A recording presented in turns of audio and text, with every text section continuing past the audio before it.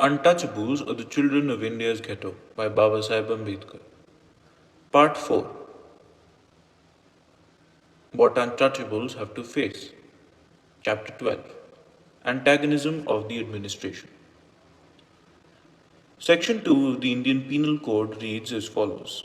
Every person shall be liable to punishment under this code and not otherwise for every act or omission contrary to the provisions thereof, of which he shall be guilty within British India.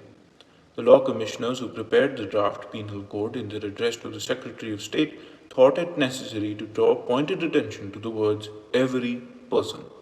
In the course of their observation, they said, Your Lordship in Council will see that we have not proposed to accept from the operation of this code any of the ancient sovereign houses of India residing within the Company's territories.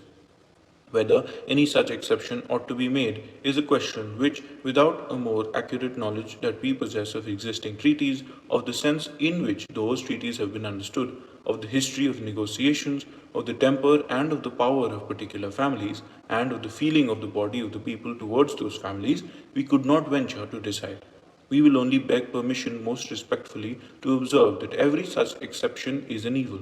That is an evil that any man should be above the law, that it is still greater evil that the public should be taught to regard as a high and inviolable distinction the privilege of being above the law. The longer such privileges are suffered to last, the more difficult it is to take them away. That there can scarcely even be a fairer opportunity for taking them away than at the time when the government promulgates a new code binding alike on persons of different races and religions, and that we greatly doubt whether any consideration except that of public faith solemnly pledged deserves to be weighed against the advantages of equal justice. It might have been thought that this principle of equal justice would strike a death blow to the established order. As a matter of fact, far from suffering any damage, the established order has continued to operate in spite of it. It might be asked why the principle of equal justice has failed to have its effect. To answer this is simple. To enunciate the principle of justice is one thing, to make it effective is another. Whether the principle of equal justice is effective or not must necessarily depend upon the nature and character of the civil services who must be left to administer the principle. If the civil service is by reason of its class bias the friend of the established order and the enemy of the new order can never come into being. That a civil service is in tune with the new order was essential for the success of the new order was recognized by Karl Marx in 1871 in the formation of the Paris Commune and adopted by Lenin in the constitution of Soviet communism. Unfortunately, the British government never cared about the personnel of the civil service. Indeed, it opened the gates of the administration to those classes who believed in the old established order of the Hindus, in which the principle of equality had no place. As a result of this fact, India has been ruled by the British but administered by the Hindus.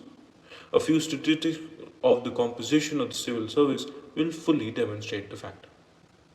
From the capital of India down to the village, the whole administration is rigged by the Hindus. The Hindus are like the omnipotent, almighty, pervading all over the administration in all its branches, having its authority in all its nooks and corners. There is no loophole for anyone opposed to the old order to escape. No matter what the department, whether it is revenue, police, or justice, it is manned by the Hindu. If the established order has continued to exist, it is because of the unfailing support it received from the Hindu officials of the state. The Hindu officials are not merely administrating the affairs on their merit, they are administrating them with an eye to the parties. Their principle is not equal justice to all. Their motto is justice consistent with the established order. This is inevitable, for they carry over into administration the attitude towards different classes in society under the established order. This is well illustrated by the attitude of the state officials towards the untouchables in the field of administration. As every untouchable will be able to testify, if an untouchable goes to a police officer with a complaint against a caste Hindu, instead of receiving any protection, he will receive plenty of abuses. Either he will be driven away without his complaint being recorded, or if it is recorded, it will be recorded quite falsely to provide a view of escape to the touchable aggressor.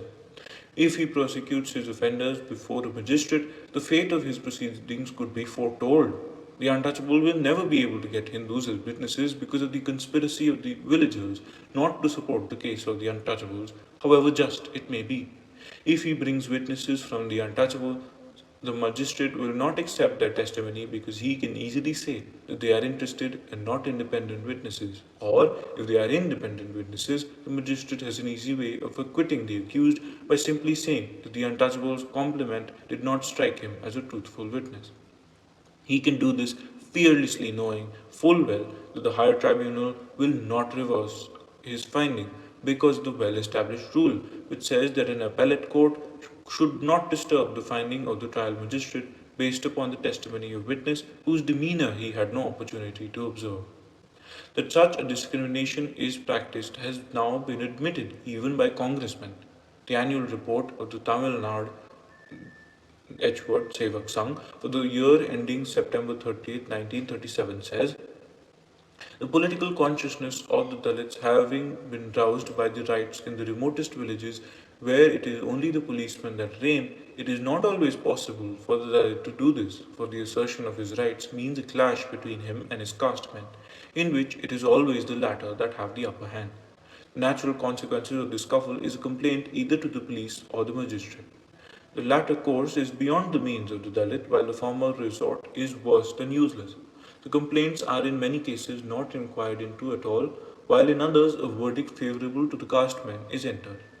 Our complaints to the police also meet with a similar fate. The trouble seems to us to be that there is no charge in the mentality of the lower policeman. Either he is unaware of the rights of the Dalits, of which he is supposed to be the guardian, or he is influenced by caste men. Or it may also be that he is absolutely indifferent. In other cases, corruption is responsible for his taking the side of the richer caste men. This shows how the Hindu official is anti-untouchable and pro-Hindu. Whenever he has any authority or discretion, it is always exercised to the prejudice of the untouchables. The police and the magistrate are sometimes corrupt. If they were only corrupt, things would not perhaps be so bad, because an officer who is corrupt is open to purchase by either party. But the misfortune is that the police and magistrates are often more partial than corrupt. It is this partiality to the Hindus and his antipathy to the untouchables which results in the denial of protection and justice to the untouchables. There it is no cure for this partiality to the one and antipathy to the other, because it is founded in the social and religious repugnance which is inborn in every Hindu. The police and the magistrate, by reason of their motives, interest, and their breeding, do not sympathize with the living force operating among the untouchables. They are not charged with the wants, pains, cravings, and desires which actuate the untouchables. Consequently, they are openly hostile and inimical to their aspirations and do not help them to advance, disfavor their cause, and snap at everything that smacks of pride and self respect. On the other hand, they share the feelings of the Hindus, sympathize with them in the attempt to maintain their power, authority, prestige, and dignity over the untouchables.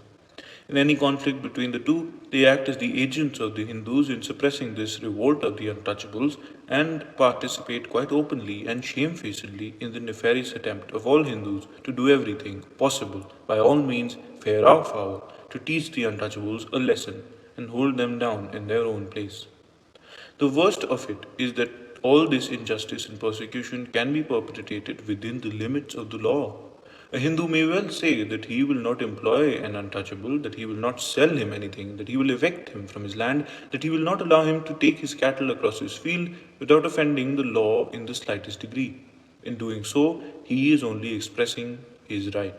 The law does not care what motive he does it. The law does not see what injury it causes to the untouchable. The police may misuse his power and his authority. He may deliberately falsify the record by taking down something which has not been stated, or by taking down something which is quite different from what has been stated. He may disclose evidence to the side in which he is interested. He may refuse to arrest. He may do 101 things to spoil the case. All this he can do without the slightest fear of being caught. The loopholes of law are many, and he knows them well. The magistrate has vested in him an enormous amount of discretion. He is free to use it. The decision of a case depends upon the witnesses who can give evidence, but the decision of the case depends upon whether the witnesses are reliable or not.